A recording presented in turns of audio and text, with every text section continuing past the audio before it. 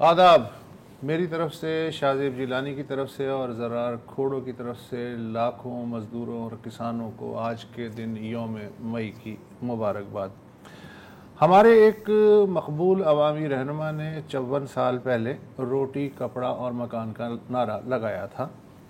آج آدھی سے زائد صدی گزرنے کے بعد حالت یہ ہے کہ کپڑا اور مکان تو رہا ایک طرف، روٹی کے بھی لالے پڑے ہوئے ہیں، اور یہ روٹی جس گندم سے بنتی ہے یہ وہی گندم ہے جس نے آدم کو جنت سے نکلوایا تھا۔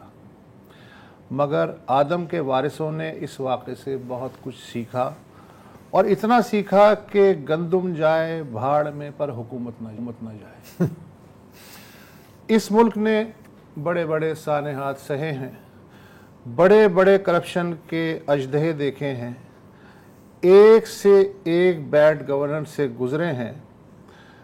کوئی سال ایسا نہیں گزرا جب کوئی میگا بحران یا اسکینڈل سامنے نہ آیا ہو۔ کوئی لمحہ ایسا نہیں گزرا جب کروڑوں کی جیبوں سے اربوں روپے درجن بھر مافیاؤں کی جیب میں منتقل نہ ہوئے ہوں، مگر ہم یا تو معاف کیجیے گا اتنے ڈھیٹ ہو چکے ہیں، یا پھر اگر میں زیادہ مہذب بننے کی کوشش کروں کہ ہم اتنے ریزیلینٹ اور سخت جان ہیں کہ کہاں ایوب خان نے صرف 25 پیسے شکر کی قیمت میں اضافہ کیا تھا اور اس کی حکومت کی کانپیں ٹانگنے لگی تھی، اور کہاں اب ہم پر بد نظمی، کرپشن اور بیڈ گورننس کے پہاڑ گر جاتے ہیں مگر ہم اف تک نہیں کرتے۔ جیسے پہلے بحرانوں سے گزرتے رہے ہیں، اس گندمی بحران سے بھی ہم گزر ہی جائیں گے، مگر اس کی جگہ کوئی اصلاح یا ریلیف لے نہ لے ایک اور بحران ضرور لے لے گا۔ ستم ظریفی تو یہ ہے کہ آج یکم مئی محنت کشوں کا عالمی دن ہے۔ ہونا تو یہ چاہیے تھا کہ اس بار گندم کی جو بمپر فصل ہوئی، محنت کشوں اور کسانوں کو اس وقت سڑکوں پہ خوشی سے ناچنا چاہیے تھا۔ ناچ تو وہ رہے ہیں مگر پولیس کے ڈنڈوں اور مافیاز کے پنجوں سے خود کو بچاتے ہوئے تا تھیا کر رہے ہیں، اور اس کی گونج ایوانوں میں بھی سنی جا سکتی ہے۔ 46 لاکھ ٹن کے قریب گندم پڑی تھی جس وقت نگران گورنمنٹ نے یہ فیصلہ کیا کہ ہم یوکرین سے گندم منگوا لیتے ہیں۔ 46 لاکھ ٹن۔ یہ بات ہے سر 22 اکتوبر 2023 کو، جب نگران کیئر ٹیکر گورنمنٹ نے اس کی فیصلہ کیا کہ ہم یوکرین سے گندم منگوا لیتے ہیں۔ اس دن سے لے کے اب تک سر 34 لاکھ ٹن یوکرین سے گندم منگائی جا چکی ہے، جس کی لینڈڈ کاسٹ میں نے اس وقت بتایا تھا 3100 روپیہ من ہے سر۔ لینڈڈ کاسٹ 3100 روپیہ من۔ وہ گندم پنجاب میں سر 4500 روپیہ من بیچی گئی۔ 1400 روپیہ پر من پروفٹ اگر لگایا جائے سر، 400 روپے ٹرانسپورٹیشن، مڈل مین، سارے کمیشن نکال دیے جائیں، 1000 روپیہ من اس 31 لاکھ ٹن کے پیچھے نفع بنایا، جو کہ 85 ارب روپیہ بنتا ہے۔ سر کسی نے اس سسٹم میں بیٹھ کے 85 ارب روپیہ نفع کمایا۔ حیرانی کی بات سنیے سر، 22 اکتوبر کو کیئر ٹیکر گورنمنٹ اعلان کرتی ہے کہ یوکرین سے گندم منگوا لے، اور 1 نومبر کو پہلا جو شپ ہے وہ یوکرین سے پاکستان آ جاتا ہے 8 دن کے اندر۔ نارملی سر اگر آپ یہ جہاز یوکرین سے منگوائیں تو 22 سے 24 دن لگتے ہیں۔ آج گورنمنٹ نے اعلان کیا کہ جب نے اجازت دے دی ہے آپ یوکرین سے گندم منگوائیں، پھر وہ ایل سی کھلے گی، بینک جائے گا، 100 مسئلے، 22 دن سر ایک جہاز کو لگتے ہیں یوکرین سے کراچی آنے میں۔ پہلا جہاز 8 دن کے اندر آ گیا۔ سر کوئی نہ کوئی تو نفع بنا رہا تھا، جس کو پتا تھا کہ اجازت نگران گورنمنٹ دینے والی ہے، اس نے آرڈر آلریڈی پلیس کر دیا تھا ایڈوانس میں، اور 8 دن میں پہلا جہاز آ گیا۔ اس وقت کراچی میں 3 جہاز آلریڈی اس وقت بھی کھڑے ہوئے ہیں، یعنی کہ کوئی پوچھنے والا نہیں تھا کہ پنجاب کی کسان کی گندم 46 لاکھ ٹن رول رہی ہے سر گوداموں میں، اور 34 لاکھ ٹن کو یوکرین سے پہلے منگوا چکا تھا۔ یہ 85 ارب کا نفع کسی نہ کسی نے تو بنایا ہے۔ اس سے بڑھ کر دیکھیں، $1 ارب کی ٹوٹل یہ ایکسچیکر کو جو امپورٹ ہوئی ہے، اس میں گورنمنٹ آف پاکستان نے $1 ارب کا اپنا لاس بک کیا، یعنی کہ ہمارے ریزروز میں سے $1 ارب یہاں سے چلے گئے۔ یہ بھی کسی کو خیال نہیں آیا. آج جو کسان لاہور گیا بیٹھا تھا وہ کہہ رہا تھا کہ میرا خرچہ 1,40,000 روپیہ پر ایکڑ کے پیچھے آیا. اگر گورنمنٹ مجھے 2,500 روپے بھی اس وقت اس کی 2,500 میں گندم ہے تو میں 50,000 روپے ایکڑ کا لاس کر رہا ہوں.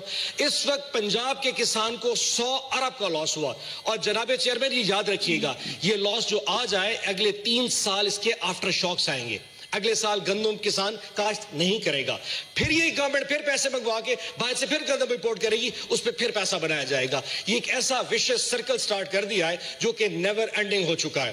اور ایک چیز اور بتا دوں سر, جن لوگوں نے امپورٹ کیا میں نے ان کو فون کر کے پوچھا کہ آپ لوگوں نے امپورٹ کیوں کیا, تو فیڈرل گورنمنٹ والے کہتے ہیں کہ ہمیں پنجاب نے کہا تھا, اور پنجاب والے کہتے ہیں ہمیں فیڈرل گورنمنٹ نے کہا تھا. سر چور ان دونوں گھروں میں بیٹھا ہے. کیا بات ہے یار, کیا بات. پنجاب سے, جنوبی پنجاب سے پی ٹی آئی کے سینیٹر اون عباس بپی. لاہور میں ڈان کے نامہ نگار علی وقار صاحب اس وقت ہمارے ساتھ موجود ہیں. علی وقار, ہم نے بڑے بڑے اسکینڈل دیکھے ہیں, یہ جو اسکینڈل ہے یہ کتنا بڑا ہے اور اس کی جڑیں کہاں کہاں تک دیکھی جا سکتی ہیں, آپ کا کیا مشاہدہ ہے؟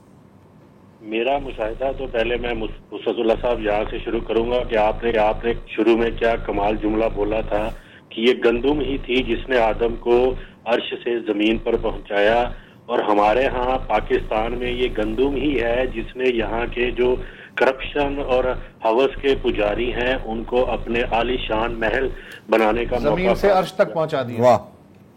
اور یہ گندم ہی ہے. اب اس کو آپ شارٹ یہ کر لیں, لیکن یہاں پر جو ابھی لوگ دعویٰ کر رہے ہیں کہ 85 ارب روپے کا فائدہ پہنچا, یہ فائدہ تو وہ ہے جو انہوں نے حاصل کر لیا, لیکن جو قومی خزانے کو نقصان پہنچا ہے اس کی جتنی بھی آپ کو میں ڈیٹیل بتاؤں آپ حیران رہ جائیں گے. میرے پاس ایک خط موجود ہے جو کہ پرائم منسٹر ہاؤس کو لکھا گیا کسانوں کے ایک سرکردہ رہنما کی جانب سے. اس میں انہوں نے یہ واضح طور پر کہا ہے کہ 1 اپریل 2024 کو ملک میں 43 لاکھ میٹرک ٹن سے زائد کے ذخائر موجود تھے گندم کے, لیکن جب یہ گندم امپورٹ کی گئی ستمبر 2023 سے مارچ 2024 تک, اور لاسٹ جو جہاز پاکستان میں داخل ہوا ہے گندم لے کر رشیا سے, وہ بھی مارچ کے مہینے میں ہی داخل ہوا ہے. حالانکہ ان کو پتا تھا کہ فیبرری اور جو مارچ کا شروع ہے سندھ میں گندم آنا شروع ہو جاتی ہے, وہ مارکیٹ میں آنا شروع ہو جاتی ہے. اس وقت تک یہ جہاز گندم کے پاکستان میں لینڈ کرتے رہے. تو جب یہ گندم مارکیٹ میں آئی, فلور ملوں کو کہا گیا, پرائیویٹ سیکٹر کو کہا گیا کہ وہ یہ گندم خرید لے جو باہر سے منگوائی گئی ہے.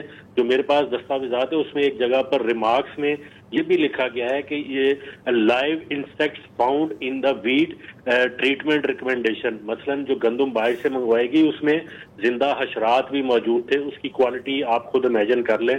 اب یہ ہمیں نہیں پتا کہ وہ اس کو ٹریٹ بھی کیا گیا کہ نہیں, اور ایز اٹ از ہی ہم لوگوں کو آٹا کھلا دیا گیا. وہ مختلف رمضان پیکجوں کی صورت میں بھی ہو سکتا ہے, اور بھی کسی صورت میں ہم لوگوں کو وہ گند کھلا دیا گیا. تو 108 ارب روپے کا اس وقت جو انسیڈنٹل چارجز جو کہ حکومت پے کر رہی ہے جو اس وقت گوداموں میں گندم پڑی ہوئی ہے, یہ تو سمپل وہ بات ہوگی جو میں نے آپ کو بتائی کہ سیدھا سیدھا اس کا فارمولا 970 روپے پر مونڈ یعنی کہ 40 kg کے اوپر انسیڈنٹل چارجز حکومت کو ادا کرنا پڑے اس گندم میں, اور 380 ارب روپے کا تخمینہ لگایا جا رہا ہے کہ جو فارمر کو اس کا نقصان ہوگا. ابھی جو اس وقت کرائسس چل رہا ہے, جو جڑیں ہیں اس کی, اگر اس کو ٹٹولا جائے تو میری ڈاکٹر عبداللہ کوثر سے بات ہوئی ہے, ان کے ساتھ میرا تعلق اس طرح کا ہے کہ وہ میرے استاد بھی رہے ہیں ایک جگہ پہ, ان سے میں نے پڑھا بھی ہے تھوڑا سا. میں نے ان سے کل بات کرنے کی کوشش کہ ڈاکٹر صاحب آپ وزارت کے عہدیدار تھے, آپ کے زیر نگرانی یہ وزارت چل رہی تھی فوڈ سیکورٹی کی, تو آپ نے کیسے اجازت دے دی؟ آپ کی جو ریپوٹیشن ہے, آپ ایک بڑے اچھے تعلیمی ادارے میں اس وقت بڑی ہائی پوسٹ پہ بیٹھے ہوئے ہیں, لوگ آپ کو بڑا انٹلیکچوئل سمجھتے ہیں, لیکن پھر بھی یہ آپ نے ہونے دیا. تو انہوں نے یہ کہا کہ بات ٹال دی کہ دیکھیں میں نے تو منع کیا تھا, ان بابوؤں کو بھی کہا تھا کہ ایسا مت کرے, پرائیویٹ سیکٹر سے مت منگوائیں, اگر منگوانی ہے تو لمیٹڈ منگوائیں. لیکن آپ کو پتہ ہے کہ اس ملک میں 2 ہی تو بڑے نام ہیں جو اس ملک کو نوچ رہے ہیں, کھا رہے ہیں, ایک بابو ہے اور ایک وہ لوگ ہیں جو نظر کم آتے ہیں لیکن کام زیادہ کرتے ہیں, وہ لوگ ہیں. تو اس طرح جو اوورال میں نے بات آپ کو بتائی ہے, اس میں وہ ہمارے وفاقی وزیر جو اس وقت صنعت و تجارت کے وزیر تھے, جن کی لاہور میں ہاؤسنگ سوسائٹی بھی ہے, تو وہاں پہ اگر آپ جائیں تو اس وقت ان کی ہاؤسنگ سوسائٹی میں جو 4 چاند لگے ہوئے ہیں وہ بھی ہمیں دیکھ کے اندازہ ہو جائے گا کہ راتوں رات کیسے بڑی بڑی عمارتیں بن جاتی ہیں, بہت ساری چیزیں ہو جاتی ہیں. یہ ایک تو میں تجزیہ آپ کو دے رہا تھا, لیکن خبر یہ ہے کہ ستمبر 2023 سے مارچ 2024 تک ٹوٹل 70 سے زائد کارگو شپس جو پاکستان میں آئے, کراچی پورٹ پہ, کے بن قاسم پورٹ پہ, کے پی ٹی پورٹ پہ, اس میں 35 لاکھ میٹرک ٹن سے زائد گندم جو ہے وہ پاکستان بلائے گی, جس میں سب سے زیادہ رشیا سے آئی ہے, اس کے بعد یوکرین سے آئی ہے. وہ تمام تفصیل میرے پاس موجود ہے, کس تاریخ کو آئی, کب لینڈ ہوئی اور کتنی مقدار میں آئی. تو یہاں پر جو بڑی اہم بات ہے کہ اس وقت کے جو منسٹری تھی, کامرس منسٹری, انہوں نے یہ بات ضرور کہی تھی کہ آپ 10 لاکھ میٹرک ٹن جو گندم ہے وہ منگوا لیں, جو کہ ایز اے اسٹریٹجک ریزروز کے طور پہ ہم یہاں پہ رکھ لیتے ہیں, تاکہ اگر مارکیٹ میں کوئی ایسا کیوس پھیلے یا مینوپولیشن شروع ہو تو ہم یہ والے سٹاکس مارکیٹ میں لیں اور قیمت جو ہے اس کو قابو میں کیا جائے. لیکن اس پہ کوئی کیپ نہیں لگایا گیا, کسی کو کوئی پوچھ گچھ نہیں کی گئی, اور یہ 35 لاکھ میٹرک ٹن 10 لاکھ کی بجائے منگوا لی گئی. اور آج بھی جو صوبائی وزیر خوراک ہے بلال یاسین, انہوں نے کل اسمبلی کے فلور پر ایک بڑا معصومانہ سا بیان دے کر یہ کہہ دیا, مذمتی بیان کہ جی دیکھیں جنہوں نے گندم امپورٹ کی ہم اس کی مذمت کرتے ہیں, لیکن انہوں نے یہ نہیں کہنا گوارا کیا کہ ہم ان کے خلاف ایکشن لیں گے, ہم وفاقی حکومت سے مطالبہ کریں گے کہ بھائی ان کو پکڑو جو وہاں بیٹھے ہوئے تھے, جنہوں نے عوام کا اور کسانوں کا خون پسینے کی کمائی کو چوسنے کی کوشش کی ہے. اور اوورال ابھی تک, آج کی تاریخ تک ابھی تک کوئی پالیسی پنجاب گورنمنٹ نہیں بنا پائی. اس کی وجہ بھی یہی میں آپ کو بتاتا ہوں, اب وہ اس امید میں ہیں, اس انتظار میں ہیں کہ موسم تھوڑا بہتر ہو, درجہ حرارت تھوڑا بڑھے, اور اس کے بعد جو گندم کھیتوں میں کھلیانوں میں پڑی ہوئی ہے کسانوں کی, اس میں جو موئسچر ہے وہ تھوڑا سا نیچے آئے, کم ہو, اس کے بعد ہم خریدنا شروع کریں. اور وہ بھی پہلے فیز میں انہوں نے کہا جی ہم وہ جو 6 ایکڑ والے کاشتکار ہیں ان سے گندم خریدیں گے, ان کو اگر کم پیسے بھی ملتے ہیں تو تھوڑی بہت سبسڈی دے کے ان کو جو ہے وہ خوش کر دیا جائے. یہ اس طرح کے پلان بن رہے ہیں, لیکن زیادہ میرا جو ذرائع یہ بتاتے ہیں کہ ابھی تک وہ یہ کہہ رہے ہیں کہ ویٹ اینڈ سی کی پالیسی پر عمل کریں, کیونکہ جو سٹاکس ابھی تک گوداموں میں پڑے ہوئے ہیں وہ جب تک باہر نہیں نکلیں گے, اس میں سے کچھ مقدار مارکیٹ میں نہیں جائے گی, تب تک یہ گورنمنٹ اس پوزیشن میں نہیں ہوگی کہ یہ اربوں روپے اس مد میں ابھی مزید لگا سکے. تھوڑی سی ہمیں یہ بھی آج معلومات ملی ہے کہ جو فلاور ملز ہیں, آڑتیے ہیں, ان کو جب پتہ لگا ہے کہ اب حکومت سخت ایکشن کرنے والی ہے اور پرائس جو سپورٹ پرائز ہے وہ کسانوں کو ملنا شروع ہوگی, تو انہوں نے پھر دوبارہ سے تھوڑی تھوڑی پروکیورمنٹ کرنا شروع کر دی ہے. کیونکہ یہ جو مارکیٹ تھی لاسٹ جو بہت سارے جنوبی پنجاب اور باقی جو سینٹرل پنجاب کے علاقوں میں جہاں گندم ہوتی ہے وہاں پر جو ریٹ ہے وہ 2900 تک گر چکا تھا. مثلا کسان کی اگر لاگت, پیداواری لاگت 1 من کے 1 ایکڑ کے اوپر 5000 روپے ہے, تو وہ آدھی قیمت تک فروخت کرنے کو مجبور ہے, کیونکہ موسم نے بھی کسانوں کو بڑا تنگ کیا ہے. ابھی جو فصل کٹائی ہو چکی ہے. ٹھیک ہے. علی وقار, آپ کو میری آواز آ رہی ہے؟ جی آ رہی ہے. جی, آپ کا بہت بہت شکریہ, آپ نے کافی مفصل طریقے سے بتا دیا اسکینڈل کیا ہے, اس کے ذمہ داران جو ہیں ان کی طرف بھی آپ نے اشارہ کر دیا. اب جو اس وقت صورتحال ہے وہ ہم یہ جانتے ہیں کہ کسانوں نے کچھ احتجاج بھی کیا تھا, ان کی پکڑ دھکڑ بھی ہوئی تھی, ان کو ریلیز کیا گیا, لیکن ابھی بھی ایک ڈیڈ لاک باقی ہے. میرا خیال ہے اب صورتحال کیا ہے, کل بھی بازگشت ہے کہ مزید احتجاج ہوگا. ہمیں پروگرام میں اس وقت جوائن کر رہے ہیں چودھری حسیب انور, چیئرمین ہیں پاکستان کسان اتحاد کے. چودھری صاحب, یہ پوری گفتگو آپ نے سنی, پارلیمنٹ میں بھی ظاہر ہے کہ معاملہ بار بار اٹھ رہا ہے, تحقیقات کا مطالبہ ہو رہا ہے کہ یہ اربوں روپے کس نے بنائے. تھوڑا سا یہ بتائیں کہ آج پنجاب گورنمنٹ نے کوئی سبسڈی دینے کا اعلان کیا ہے, لیکن اسے کسانوں نے رد کیا ہے, کیوں؟ بسم اللہ الرحمن الرحیم. پوری دنیا میں فوڈ سیکیورٹی کے نام پہ شور ہوتا ہے, پوری دنیا فوڈ سیکیورٹی کے پیچھے بھاگتی ہے. فوڈ کو دیکھتے ہوئے ہمارے پاکستان میں بھی ایک وزارت بنا دی گئی جس کا نام فوڈ سیکیورٹی رکھ دیا گیا. لیکن افسوس کی بات یہ ہے کہ وہ فوڈ سیکیورٹی کی وزارت نے فوڈ ڈکیٹی کا کام کیا. اس نے یہاں پر فوڈ کو سیکیور کرنے کی بجائے ان کسانوں کو, یہ جو ایگریکلچر سے زراعت سے منسلک 65% آبادی ہے, اس کی معاشی قتل عام کیا, اس کے ساتھ ڈکیٹی کی. اب یہ نئی سکیمیں لے کے آ رہے ہیں, نئی سکیمز اس طرح کی لے کے آ رہے ہیں کہ پہلے تو جو ہوا سو ہوا, اب اس کا مزید کسی طرح استحصال کیا جائے, اس کو مزید لوٹا جائے. ایسی بہترین پالیسیاں بنائی جاتی ہیں کہ 6 ایکڑ کے کاشتکار سے گندم خریدیں گے. 6 ایکڑ کا زیادہ تر کاشتکار تو گندم بیچتا ہی نہیں ہے, اس کی تو وہ گندم اس کے گھریلو استعمال میں پوری آ جاتی ہے. پھر کیا گورنمنٹ ایک پریسیڈنٹ سیٹ کرنا چاہ رہی ہے کہ وہ کاشتکار جس نے 7 ایکڑ گندم لگائی, 10 ایکڑ گندم لگائی, 50 ایکڑ لگائی یا 100 ایکڑ لگائی, اس نے کیا اس ملک کے ساتھ دشمنی کی؟ یا حکومت یہ بتانا چاہتی ہے کہ 6 ایکڑ کا کاشتکار کو تو چلو حکومت کچھ سپورٹ کر دے گی, لیکن وہ کاشتکار جس نے زیادہ گندم لگا کے اس ملک کی خدمت کی, جس نے اس ملک کو گندم میں خود کفیل کیا, آج سے ٹھیک 1 سال پہلے یہاں پر آٹے کی لائنیں لگتی تھیں, آٹے کے ٹرکوں کے پیچھے بھاگتے ہوئے کئی قیمتی جانیں ضائع ہوئی. اللہ نے ہم پہ خاص کرم نوازی کی کہ آج ہم گندم میں خود کفیل ہو گئے. ہونا تو یہ چاہیے تھا کہ اس کسان کو گھر بھی خوشحالی آتی جس نے اس ملک کو گندم میں آٹے میں خوشحال کر دیا, خود کفیل کر دیا, لیکن وہ بیچارہ آج گندم کاٹ کر کھلے آسمان کے نیچے بے یارو مددگار بیٹھا ہوا ہے کہ شاید اس سے کوئی حکومت کی امدادی قیمت جو کہ پچھلے سال کے برابر ہے 3,900 روپے پہ شاید کوئی اسے گندم اٹھانے آ جائے. اس کو یہ نہیں پتا تھا کہ اس کے حق پہ ڈاکہ مار دیا گیا ہے.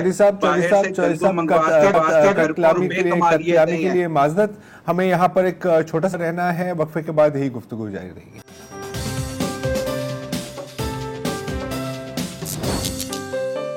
جی تو ہم بات کر رہے ہیں گندم کے اسکینڈل کی. یہ اربوں روپے کا اسکینڈل ہے, مطالبات ہو رہے ہیں کہ انکوائری ہونی چاہیے. ابھی پروگرام میں ہمیں رپورٹر ہمارے لاہور کے علی وقار بتا رہے تھے کہ 35 لاکھ میٹرک ٹن گندم امپورٹ کی گئی روس سے, یوکرین سے, اور سٹوریج میں اب وہ پڑی ہوئی ہے. گورنمنٹ اس لیے ہچکچا رہی ہے کہ کسانوں سے گندم جو ہے وہ اٹھانے میں ڈیلے ہو رہا ہے. تو چودھری حسیب انور کسانوں کے ترجمان ہیں, لیڈر ہیں, ہمارے ساتھ موجود ہیں. چودھری صاحب اب یہ بتائیں کہ ہمارے یہاں سٹوریج بہت بڑا مسئلہ ہے, ٹھیک ہے نا. اب اگر اس سٹوریج میں امپورٹڈ ویٹ پڑی ہوئی ہے تو سرکار اگر کسانوں سے جو ویٹ اٹھائے تو وہ کہاں رکھے؟ اور یہ جو کنسرن ہے کہ اس میں موئسچر ہے اس وقت, اس کو کیسے ایڈریس کریں گے؟ دیکھیں اس میں عرض یہ ہے کہ اس کاشتکار کی آپ کتنی ڈیوٹیاں لگانا چاہتے ہیں. اس بیچارے نے 0 ڈگری سے لے کے 5 ڈگری ٹیمپریچر کے اندر گندم کو پانی لگا کے فصل کو پیدا کیا.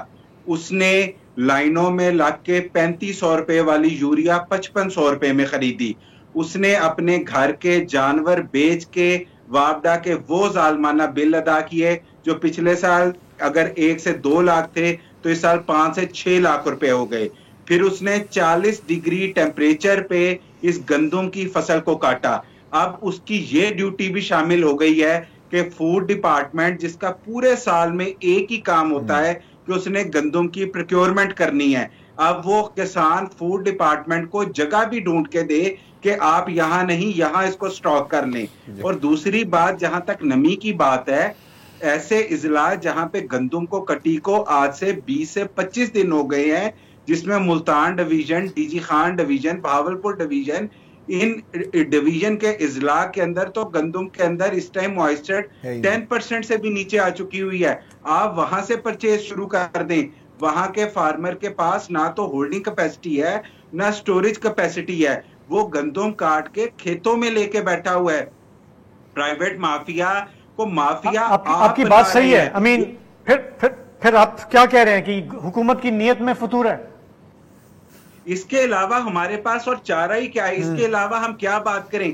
آج سے 75 سال تک ہمیشہ food department as a third player market میں رہا ہے, اور اس کے رہنے سے جو ایک امدادی قیمت حکومت اناؤنس کرتی ہے وہ انشور ہو جاتی ہے کہ وہ فارمر کو اس کے قریب قیمت مل جاتی ہے. اس سال فوڈ ڈپارٹمنٹ نے 1 بوری باردانہ نے ایشو کیا, مارکیٹ کو ٹوٹلی پرائیویٹ لوگوں کے پاس بھیج دیا گیا. اب آپ 2 اس کے اینگل ہیں. ایک کسان بیچارے کی 3,900 روپے من والی جو گندم تھی وہ 3,000 روپے میں بک رہی ہے. 300 سے 400 ارب روپیہ کسانوں کی جیب سے نکل کے مافیا کی جیب میں جا رہا ہے.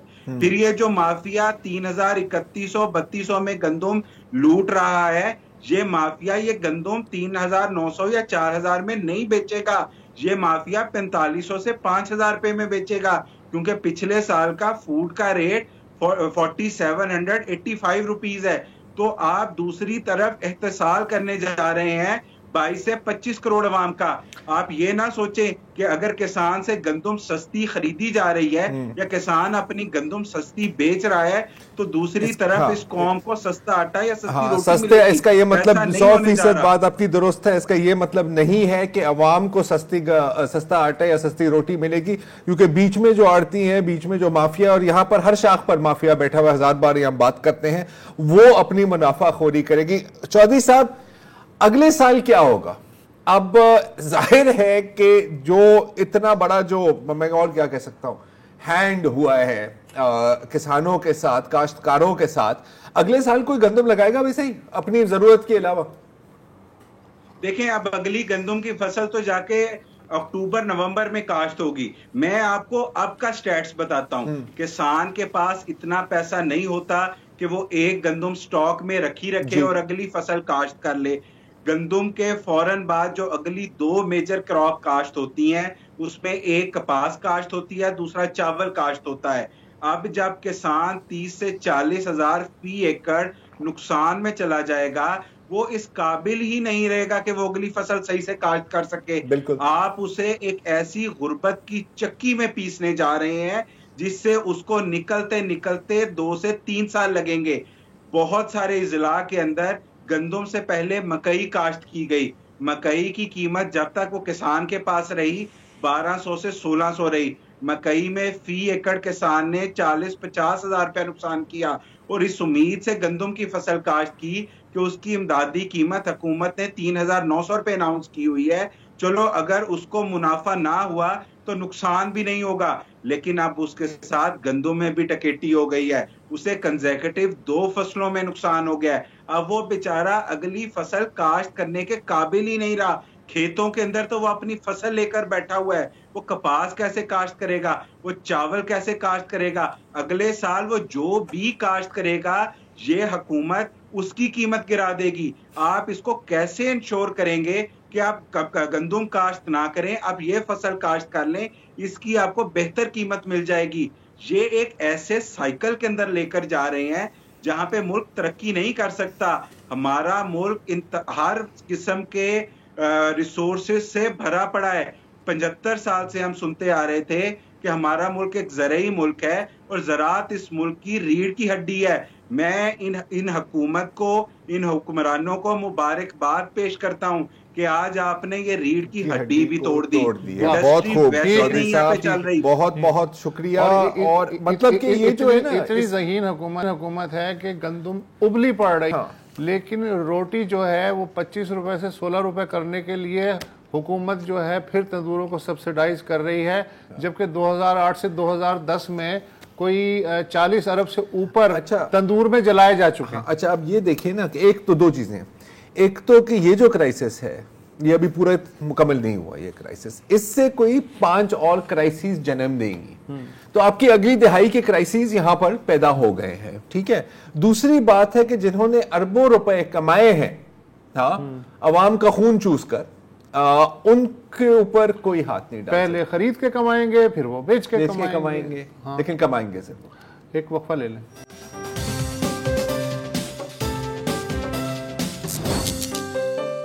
جی, تو دنیا بھر میں محنت کشوں کا عالمی دن آج منایا گیا. پاکستان میں بھی ہر سال کی طرح آپ نے دیکھے ہوں گے تھوڑے روایتی گھسے پٹے بیانات ہمارے حکمران داغتے ہیں. پروگرام کے اس حصے میں اس دن کے حوالے سے آج ہم بات کریں گے بچوں کی مشقت کے حوالے سے. ہم اچھی طرح جانتے ہیں کہ پاکستان میں کوئی 2.5 کروڑ بچے ایسے ہیں جو اسکول نہیں جاتے, اور ان بچوں کی ایک بڑی تعداد ہے جو جن سے محنت مشقت کرائی جاتی ہے. ان کی اکثریت کھیتی باڑی کرتی ہے, سروس سیکٹر میں بھی وہ کام کرتے ہیں. شہروں میں آپ نے دیکھا ہے, ہم نے دیکھا ہے کہ آٹو ورک شاپ ہو, دکانیں ہوں, کچرا اٹھانے کی بات ہو, اسی طرح کارخانوں میں, فیکٹریوں میں ان سے کام لیا جاتا ہے. بھٹوں پر بچپن گزر جاتا ہے بچوں کا. یہ سب حقائق جو ہیں ان سے ہم اچھی طرح واقف ہیں. جو چیز ہمیں معلوم نہیں وہ یہ کہ اس ملک میں بچوں کی تعداد ہے کتنی جن سے مشقت لی جاتی ہے. پاکستان کا جو آئین ہے وہ یہ کہتا ہے کہ 14 سال سے کم عمر کے بچوں سے مشقت نہیں لی جا سکتی. पंजाब का जो सूबाई कानून है वो कहता है कि 15 साल से कम उम्र बच्चों से मेहनत मजदूरी नहीं कराई जा सकती, और 15 से 18 साल के जो बच्चे हैं जो स्कूल जाते हैं, अगर उनसे काम कराना भी मकसूद है तो आप उनसे 38 ऐसी जॉब्स हैं, हैजर्डस जॉब्स हैं, फैक्ट्रियां हैं जिनमें आप उनसे काम नहीं करा सकते। तो हमने ये देखा है कि हमारे यहाँ हालिया बरसों में कवानीन हमने बहुत ज़बरदस्त बना लिए सूबाई लेवल पे, सिंध में, पंजाब में, लेकिन अमल हमेशा की तरह हमने नहीं किया। इस मौजू पर बात करने के लिए हमें दो शख्सियात ज्वाइन कर रही हैं। गुलफाम नबी मेमन साहब जो कि सिंध लेबर डिपार्टमेंट के साबिक डायरेक्टर रहे, इस वक्त कंसल्टेंट हैं इंटरनेशनल लेबर ऑर्गेनाइजेशन यूनिसेफ जैसे इदारों के लिए, उन्हें एडवाइस करते हैं चाइल्ड लेबर के इश्यूज़ पे। और नासिर मंसूर साहब सेक्रेटरी जनरल हैं नेशनल ट्रेड यूनियन के और जाने माने मजदूर रहनुमा हैं। नासिर मंसूर साहब, आपकी तरफ आने से पहले मैं गुलफाम साहब से ये जानना चाह रहा हूँ कि मेरी हालिया अरसे में जब भी बात हुई है एक्सपर्ट से, तो वो कहते हैं कि इस वक्त पाकिस्तान का सबसे बड़ा चैलेंज ये है कि हमारे यहाँ चाइल्ड लेबर सर्वे एक अरसा हो गया है, नहीं हुआ, मुल्क में कोई आदाद शुमार ही नहीं है, तो काम कैसे शुरू होगा? थोड़ा ये बताइएगा कि इस वक्त सूरत हाल है क्या, कौन से सूबे करा चुके हैं सर्वे और कौन से सूबे अभी तक बहुत पीछे रह गए? शुक्रिया शाहजेब साहब।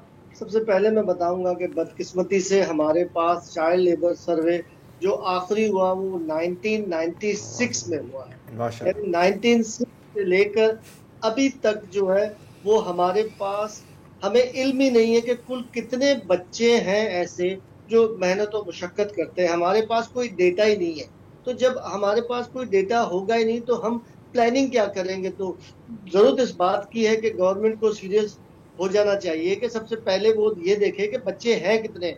तो 2017 में यूनिसेफ ने जो है वो ये बेड़ा उठाया और शुरू किया सबसे पहले सिंध गवर्नमेंट के साथ कि जी आप चाइल्ड लेबर सर्वे करें। तो हमने स्टार्ट किया और बदकिस्मती से बहुत सारी और वजूहात के अलावा कोविड-19 जो आ गया उसने बड़ा हमें डिले किया, लेकिन अल्टीमेटली पंजाब ने जो है वो मैं समझता हूँ पिछले साल 2023 में कंप्लीट कर लिया है चाइल्ड लेबर सर्वे, और सिंध का इंशाल्लाह उम्मीद है कि इस जून जुलाई में सिंध भी कंप्लीट कर लेगा सर्वे।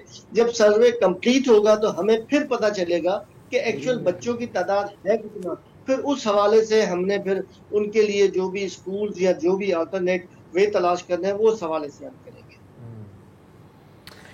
ठीक है नासिर साहब, आप ज़ाहिर है कि बहुत क्लोजली इन सारे मामलों को फॉलो करते हैं, ये ज़रा बताएं कि हमारे यहाँ कवानीन जो हैं बने हैं, सिंध सूबे की खास करके रेपुटेशन है कि प्रोग्रेसिव लेजिस्लेशन ज़्यादा की है, पंजाब में भी हुई है, इम्प्लीमेंटेशन में कोताहियाँ क्या हैं? हमारे पास लेबर डिपार्टमेंट में लोग नहीं है, कैपेसिटी नहीं है, या विल ही नहीं है? देखिए, पहली बात तो ये कि सिंध गवर्नमेंट ने जो है डेटा कलेक्ट करने के लिए 2019 का टाइम दिया था और 5 साल आगे हो गए। 2017 से ये शुरू किया था और अभी तक डेटा कलेक्ट नहीं हुआ। तो यहाँ पे हमारे मुल्क के निस्बत से ये ज़्यादा प्रोग्रेसिव गवर्नमेंट है, तो अगर यहाँ पे हालत ये है तो बाकी सूबों की क्या सोच? पंजाब में कर दिया है सर। हाँ, अच्छा, लेकिन ये कि वो रिपोर्ट नहीं किया, ठीक है। तो और ये दूसरी बात ये कि ये गवर्नमेंट का काम है ये करना। ये यूनिसेफ से पैसे लेके, अभी मुझे गुलफाम मेमन साहब भी बता रहे थे, अभी यही बात कर रहे थे कि वो 60% यूनिसेफ ने दिए, 30% उसने दिए। तो गवर्नमेंट के डिपार्टमेंट के लोग सारे उसमें इन्वॉल्व है, वहाँ से भी पैसे ले रहे हैं, वहाँ से भी ले रहे हैं, लेकिन ये कि टाइम के ऊपर वो किया नहीं उन्होंने सर्वे। तो एक बात तो ये, बाकी ये कि विलिंगनेस भी नहीं है, कैपेसिटी भी नहीं है, और सबसे बड़ी बात बददियानती शामिल है कि जिस काम के लिए जिस डिपार्टमेंट को रखा गया है उसके 90% जो है एम्प्लॉइज़ जो हैं वो ये काम करना ही नहीं चाहते। तो इसलिए तो जो फॉर्मल सेक्टर है, वर्कर्स की जो फैक्ट्रियाँ कारखाने हैं बिल्कुल शहरों में है, वहाँ पे मतलब एक और भी तो बात है ना कि सूट भी नहीं, मतलब क्यों करें डेटा कलेक्ट? ऐसा भी तो शायद है, और मैं आपसे और गुलफाम साहब से यही पूछना चाह रहा हूँ कि जो स्टेटस को है कि यार अब बच्चों की मशक्कत की बात कर रहे हैं ना, कर रहे हैं तो करना। अच्छा, वो तो है, हमें क्या यही है। लेकिन ये कि चूंकि इंस्पेक्टर्स होते हैं, लेबर इंस्पेक्टर, मैं गुलफाम साहब से ही जानना चाहूँगा कि उनका क्या ख्याल है कि चले 96 की बुनियाद पे ही हम बात कर लेते हैं, मैन पावर कितनी है? अगर फ़र्ज़ करें कि वो छापे मारना चाहें या जो क़वानीन है उनको लागू करना चाहिए, आपके पास मैन पावर है ही कितनी पूरे सूबे के लिए? میں اس بات کو آگے بڑھانا چاہوں گا. شاہزیب صاحب نے یہ کہا تھا کہ کیا ہمارے پاس کیپیسٹی ہے یا اتنی مین پاور ہے. تو ہمارے پاس یہ تینوں چیزیں نہیں ہیں. پورے صوبے میں انفورس لیبر لاز کرنے کے لیے ہمارے پاس صرف 120 انسپیکٹر ہیں ٹوٹل 120. ان میں وہ فیکٹری ایکٹ کا انسپیکشن بھی کریں گے, اسٹینڈنگ آرڈر بھی ہے, پیمنٹ آف ویجز ایکٹ بھی ہے, منیمم ویج بھی ہے, چائلڈ لیبر بھی ہے, بانڈڈ لیبر بھی, ان سب پہ انسپیکشن ان 120 لوگوں نے کرنا ہے. تو ہمارے جو مین پاور ہے وہ بھی کم ہے, پلس اس کے ساتھ ساتھ جو انسپیکٹر ہیں ان کو نئے لاز کے بارے میں پتہ نہیں, وہ جانتے نہیں ہیں, اس کی بھی ضرورت ہے. ان کی کیپیسٹی بلڈنگ کی بھی, ان کو لیٹسٹ ٹریننگ کی بھی, ان سب چیزوں کی ضرورت ہے. اور اسی وجہ سے ابھی تک آپ نے دیکھا ہے کہ ہم لوگ جو ہے وہ چائلڈ لیبر پہ کنٹرول نہ کرنے کی وجہ یہ بھی ہے کہ نہ ہمارے پاس افرادی قوت اتنی ہے, نہ وہ پراپرلی ٹرینڈ ہے کہ اس چائلڈ لیبر سے کیسے نبردار ہو. میرا خیال ہے کہ یہ لیبر ڈپارٹمنٹ کی جو گورنمنٹ ہے اس کی ذمہ داری ہے کہ باقی جگہوں پہ اگر آپ سارے ریکروٹمنٹس کر رہے ہیں تو پھر یہاں پہ کیوں نہیں کر رہے. اس کا مطلب آپ کی پریورٹی میں شامل ہی نہیں ہے. وہی چائلڈ لیبر بڑی ہے گھٹی ہے؟ یہ بڑی ہے. اور خصوصی طور پہ سندھ میں یہ جو سیلاب آئے ہیں, سیلاب کے بعد سے یہ تقریباً 76 لاکھ لوگ بچے جو ہیں وہ صرف سندھ میں جو ہے اسکولوں سے باہر ہیں. تو اس کا مطلب یہ 40% پاکستان کی ٹوٹل بچے جو اسکول جانے کے قابل ہیں اس میں 40% کے 39 پوائنٹ سم ہیں وہ باہر ہے. 40% وہ باہر ہیں. اور وہ کیا کریں گے, وہ یہی کام کرتے ہیں. مسئلہ یہ ہے کہ یہ پریورٹیز میں نہیں. ابھی آپ دیکھیے جو منسٹریاں بنی ہیں پہلے فیز میں کسی صوبے نے صوبائی منسٹر نہیں لیے. تو اس سے آپ کو اندازہ ہوتا ہے کہ پاکستان کی 9.5 کروڑ لیبر فورس ہے. کیا حکومتوں کو سوٹ کرتا ہے یہ وقفے کے بعد؟ اچھا چلیں ایک وقفہ لیتے ہیں پھر اس کے بعد سے.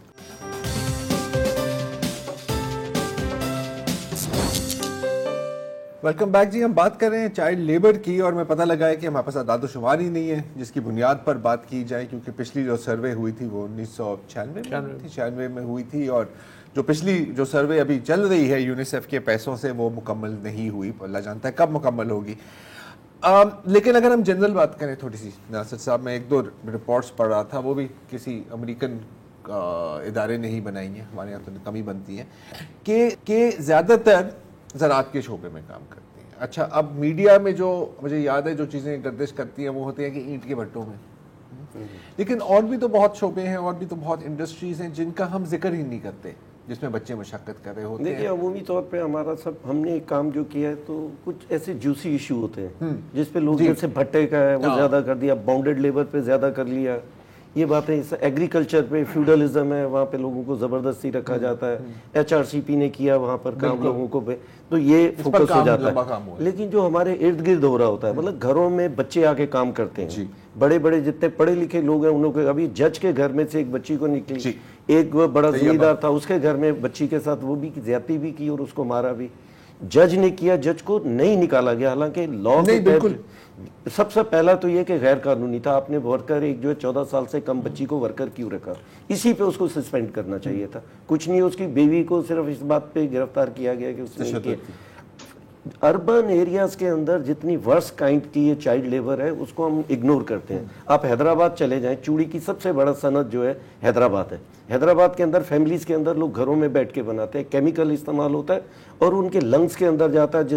جس پوسچر میں بیٹھ کے وہ بناتے ہیں وہ نسلوں میں وہ شفٹ ہو جاتا ہے. جو گیس بند کر کے پورا, اور وہ چوڑی کو جب جوڑتے ہیں بچے سب اسی جگہ کام کر رہے ہیں, انہی برتنوں میں کھانا کھا رہے ہیں, وہیں پہ وہ اسی گھر کو استعمال کر رہے ہیں. آپ گودرا میں چلے جائیں, یہاں پہ جوتوں کے کارخانوں میں گھروں میں جو جوتے بنتے ہیں یہ سارے, اور اس طرح کا سینکڑوں ایسے سیکٹرز ہیں جس کے اندر بچے جو ہیں وہ ڈائریکٹلی پوری فیملیز اس کے اندر کام کرتی ہیں.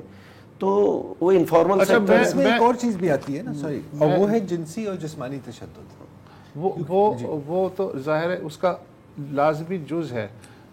میمن صاحب یا آپ میں سے جو بھی مناسب سمجھے میرے اس بات کا جواب دے دے کہ ٹھیک ہے ہمیں شکوہ سروے نہیں ہے تو ہم پالیسیاں کیسے بنائیں. آپ سروے کر لیں, آپ بہترین دنیا کی پالیسیاں بنا لیں, لیکن ایک آرگومنٹ یہ بھی ہے کہ اس سب کی ماں ہے غربت.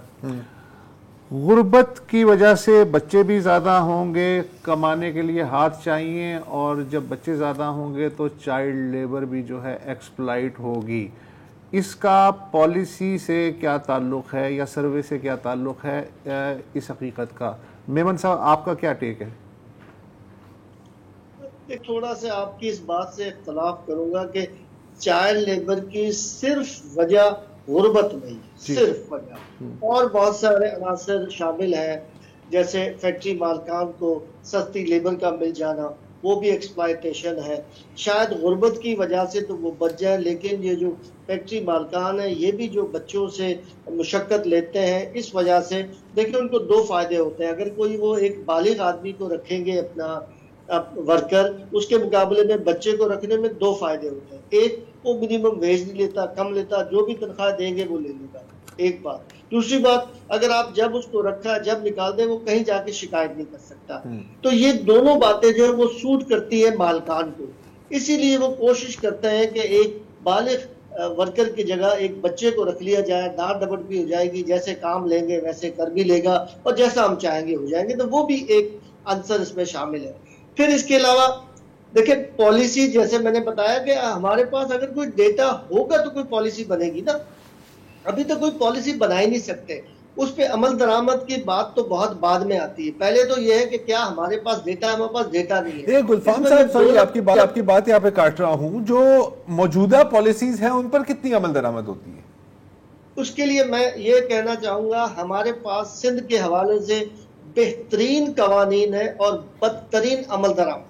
امپلیمنٹیشن بالکل بھی نہیں. میرا خیال ہے کہ بہترین قوانین استعمال نہیں. آپ نے بہت فنڈامنٹل سوال اٹھایا ہے.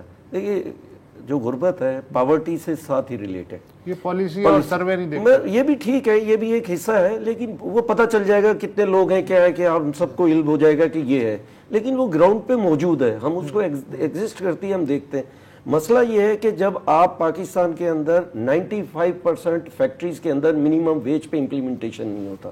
ہر ورکر کو آپ کے ادارے، کسی بھی ادارے میں آپ دیکھ لیں، ہر ورکر کو آپ رکھتے ہیں جب، تو سب سے پہلے اس کو ہیلتھ کے ادارے سوشل سیکیورٹی سے رجسٹر کرنا مسٹ ہے. اس کا مطلب یہ ہے کہ وہ جب رجسٹرڈ ہو جائے گا تو اس ورکر کی فیملی، اس کے والدین سب اس سے اس کی مفت علاج ہوگا. اسی لیے تو کانٹریکٹ پہ رکھتے ہیں. ٹھیک ہے، اب کانٹریکٹ پہ رکھنا ہے. اب مسئلہ یہ ہے کہ جب آپ لوگوں کو منیمم ویج نہیں دیں گے. اچھا منیمم ویج بھی بڑا ہمارا ایک مس کنسیپٹ ہے. وہ کنسیپٹ یہ ہے کہ منیمم ویج جو ہے انسکلڈ ورکر کے لیے ہے. وہ پاکستان کی فیکٹریوں کارخانوں میں سروسز میں وہ صرف 5% ہے.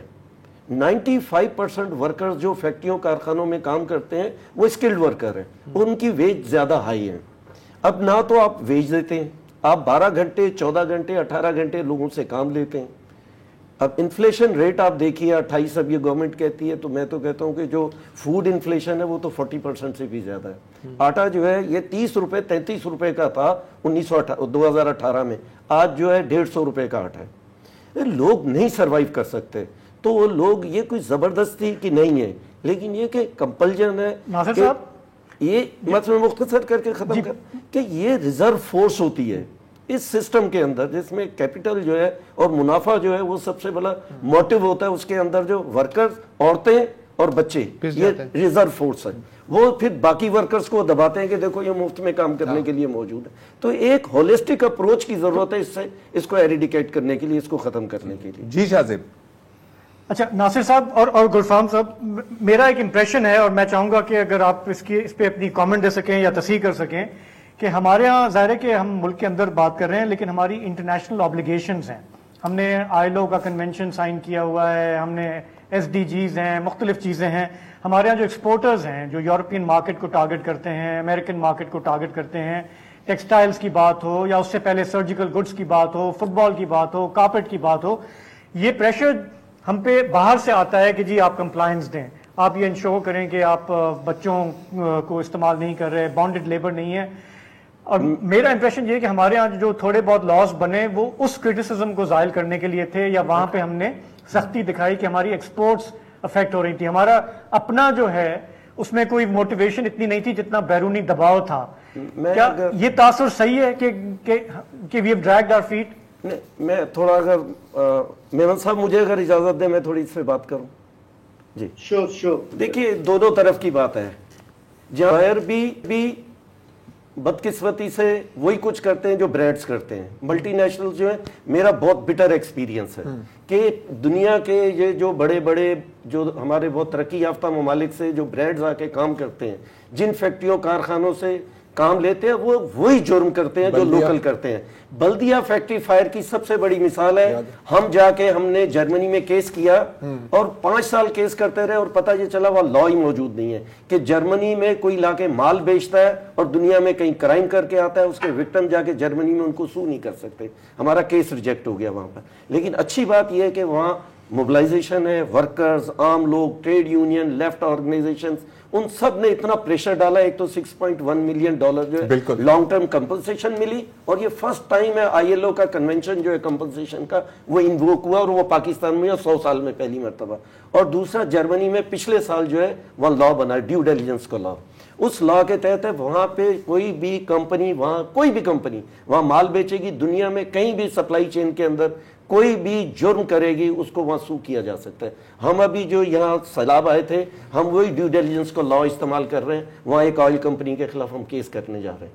تو یہ میں یہ کہتا ہوں کہ یہ کیپٹل جو ہے نا, وہ یا مکہ مدینہ کا ہو, وہ لاہور کا ہو یا برلن کا ہو, they have the same approach. Capital ہے, وہ پروفٹ دیکھتا ہے, بس یہ کہ وہ اپنی فیس ویلیو بچاتا ہے.